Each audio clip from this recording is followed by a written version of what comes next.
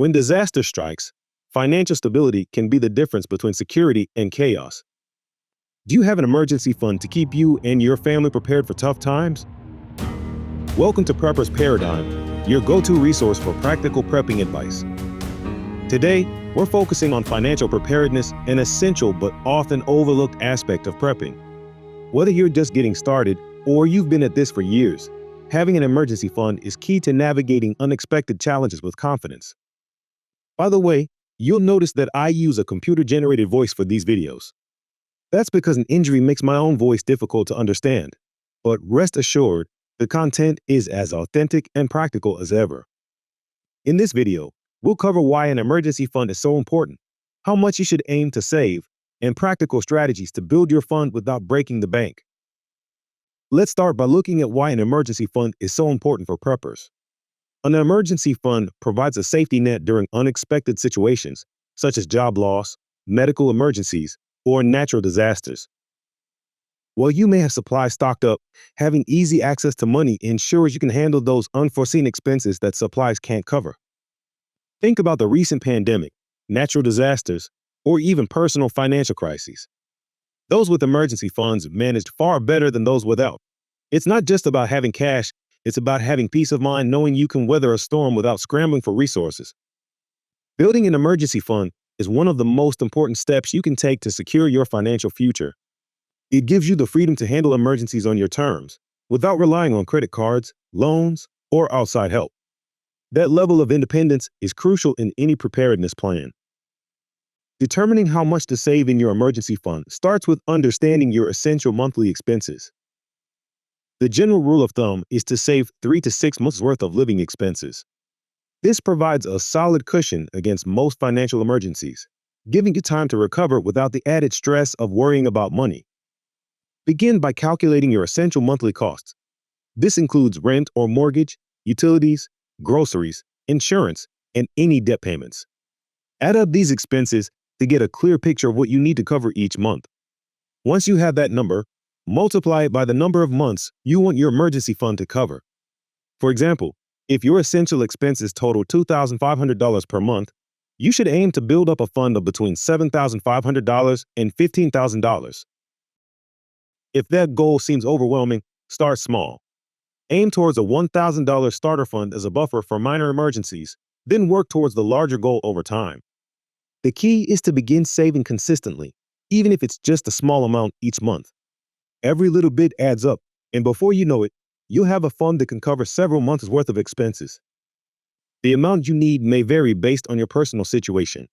If you have dependents, an unstable income, or higher monthly costs, you might want to aim for the higher end of the range, or even more. Adjust your savings goal as your situation changes, ensuring your fund always meets your needs. Building your emergency fund might seem like a daunting task, but with the right strategies, it's entirely achievable. Let's explore some practical steps you can take to start saving and build that financial cushion without drastically impacting your daily life. First, consider automating your savings. Set up an automatic transfer from your checking account to a separate savings account specifically for your emergency fund. Treat this transfer like a non-negotiable monthly expense. By automating your savings, you're ensuring that money is consistently being set aside, and over time, your fund will grow steadily without requiring constant attention. Next, take a hard look at your budget and identify unnecessary expenses that can be cut. This could be anything from dining out, subscription services, or impulse purchases. Reducing or eliminating these non-essential costs can free up extra cash that you can redirect straight into your emergency fund. Even small changes, like brewing your own coffee at home instead of buying it daily, can add up over time.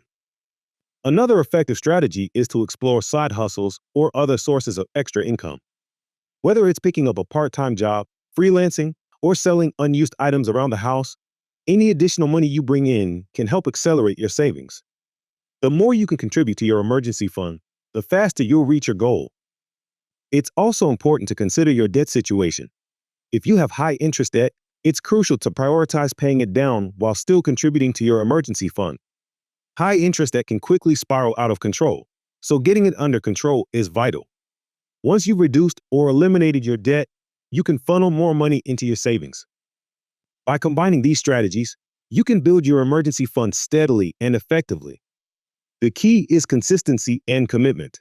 Every step you take brings you closer to financial security. Choosing the right place to keep your emergency fund is just as important as building it. Your emergency fund needs to be easily accessible, but you also want to keep it safe from market fluctuations and other risks. Let's explore the best options for storing your hard-earned savings. First and foremost, consider a high-yield savings account. These accounts offer better interest rates than traditional savings accounts, allowing your money to grow a bit while still being easily accessible. Make sure the account you choose is FDIC insured, meaning your money is protected up to $250,000 per depositor per bank in case of bank failure. This level of security is crucial when it comes to your emergency fund. Another good option is a money market account.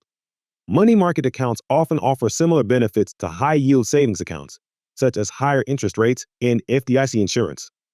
They also provide limited check writing abilities and debit card access, giving you quick access to your funds if needed. However, these accounts might have higher minimum balance requirements, so make sure to choose one that fits your financial situation.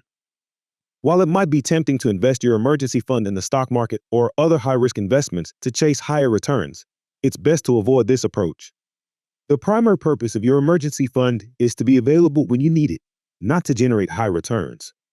Market investments can be volatile, and you don't want to find yourself in a situation where your emergency fund has lost value just when you need it most. Instead, keep your emergency fund in accounts that are low risk and liquid, meaning you can access your money quickly without penalties. This ensures that when an emergency arises, you're not scrambling to free up funds or facing losses due to market downturns. As your emergency fund grows, periodically review where you're keeping it to ensure it still meets your needs. If interest rates change or your financial situation evolves, you might want to move your money to a different account that offers better benefits or accessibility. Maintaining and growing your emergency fund is an ongoing process. Once you've built a solid foundation, it's important to keep that momentum going to ensure your fund remains effective and continues to meet your needs over time. Start by regularly reviewing your financial situation. Life changes, such as a new job, a growing family, or increased living expenses, might mean you need to adjust the size of your emergency fund. Set a reminder to review your fund every 6 months or whenever a significant life change occurs. This helps ensure your fund stays aligned with your current financial needs. Discipline is key to maintaining your emergency fund. It can be tempting to dip into your savings for non-emergencies, especially when the balance starts to grow. However, it's crucial to stay committed to your original purpose. This money is reserved for true emergencies only. To help with this, keep your emergency fund in a separate account from your regular savings or checking accounts. Out of sight, out of mind can help reduce the temptation to use it for non-essential expenses. Continue contributing to your fund even after you've reached your initial goal. Consider setting a new goal, such as increasing your fund from 3 months' worth of expenses to 6 months or more. This extra cushion can provide even greater peace of mind and financial security, especially if you face a prolonged period of unemployment or other extended emergencies. One way to keep growing your fund is by redirecting any unexpected windfalls, such as tax refunds, bonuses, or gifts, straight into your emergency savings. These occasional boosts can significantly increase your fund without affecting your regular budget. Finally, stay prepared for inflation and rising costs of living. As prices increase, the amount you've saved might not stretch as far as it once did. By regularly contributing to your fund and reassessing your financial situation, you can ensure that your emergency fund maintains its value and continues to protect you in the face of economic changes. In conclusion, building and maintaining an emergency fund is a critical part of financial preparedness. By staying disciplined, regularly reviewing your needs, and continuing to contribute, you'll create a robust safety net that can help you navigate whatever challenges come your way. If you found this video helpful, please give it a thumbs up and share it with others who might benefit. Don't forget to subscribe to Prepper's Paradigm for more practical prepping advice. Remember, prepping isn't just about having supplies, it's about securing every aspect of your life. And a well-funded emergency account is one of the most important tools in your preparedness toolkit.